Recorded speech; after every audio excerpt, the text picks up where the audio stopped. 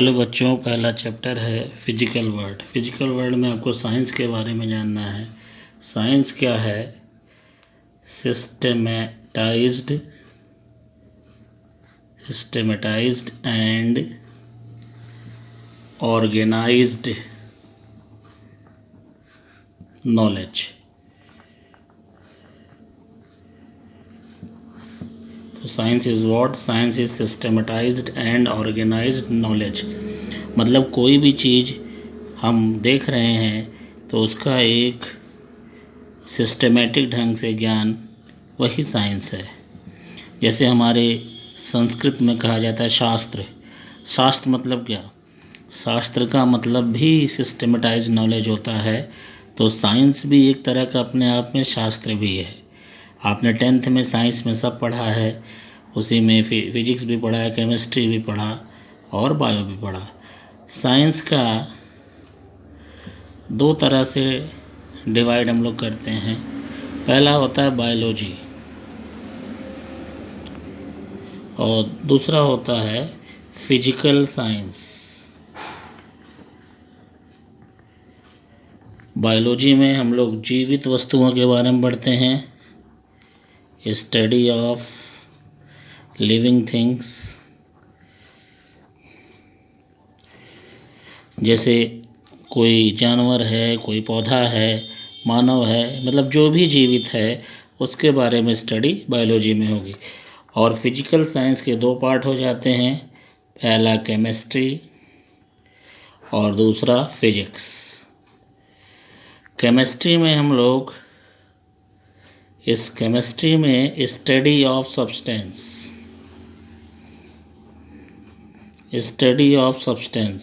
Substance में उनका structure, उनका मॉलिक्यूल, इनका कंपोजिशन।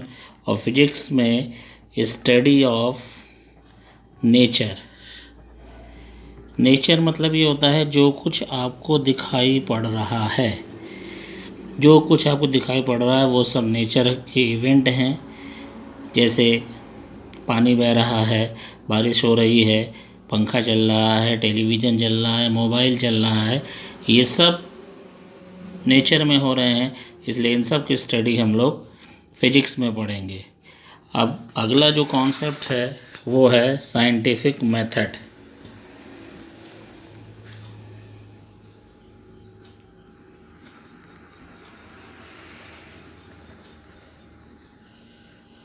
साइंटिफिक मेथड का मतलब होता है किसी भी जो फिनोमिना की स्टडी करना, means to study the natural phenomena in organized manner. इसके स्टेप होते हैं। इसमें ज़रूरी नहीं नेचुरल फिनोमिना ही हो, इसमें आप आर्टिफिशियल भी शामिल कर सकते हो, जैसे टेलीविज़न, मोबाइल, पंखा एट्सेट्रा। तो साइंटिफिक मेथड मतलब हुआ to study the natural phenomena in organized manner. इसमें स्टेप्स होते हैं। फर्स्ट स्टेप इज ऑब्जर्वेशन, दूसरा होता है कंट्रोल्ड एक्सपेरिमेंट, तीसरा होता है क्वालिटेटिव एंड क्वांटिटेटिव रीजनिंग, चौथा है मैथमेटिकल मॉडल,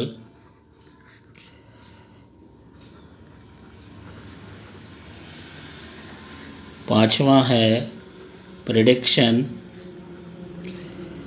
और छठवां है वेरिफिकेशन। चलिए सबके बारे में समझते हैं। पहला है साइंटिफिक मेथड का पहला स्टेप है ऑब्जर्वेशन। ऑब्जर्वेशन का मतलब है कि जो कुछ आपको फिनोमिना आप नेचर में देख रहे हैं उसको बहुत बारीकियत से उसको ऑब्ज़र्व करिए, देखिए वो कैसे हो रहा है। सपोज़ दैट पानी है, पानी आप बहते हुए देखते हैं, पानी गिरते हुए देखते हैं, बरसात में पानी नीचे गिरता है, झरने में पानी नीचे गिर रहा है, नदी में पानी बह रहा है। तो ये पानी का बहना या पानी का गिरना एक फिनोमिना है। तो ये अपने पहले स्टेप में इसको ऑब्ज़र्व किया। दूसरे स्टेप में है कंट्रोल्ड एक्सपेरिमेंट। कंट्रोल्ड एक्सपेरिमेंट का मतलब ये होता है कि उसी नेचुरल फिनोमिना को आपने अपने लैब में प्रोड्यूस किया। लैब में प्रोड्यूस करने से मतलब ये है कि आपने अपने लैब में भी पानी को बहते हुए दिखाया, तो वो कंट्रोल्ड एक्सपेरिमेंट है। जैसे आपने प्लेन सरफेस पे पानी को रखा तो पानी नहीं बहेगा, तो आपने जाके फिर नेचर में ऑब्ज़र्व किया, देखा कि अगर कोई सरफेस तिरछी हो जाए, टेढ़ी हो जाए, तो पानी बहना, ऊपर से नीचे पानी अपने आप बहता है। तो वो हुआ कंट्रोल एक्सपेरिमेंट।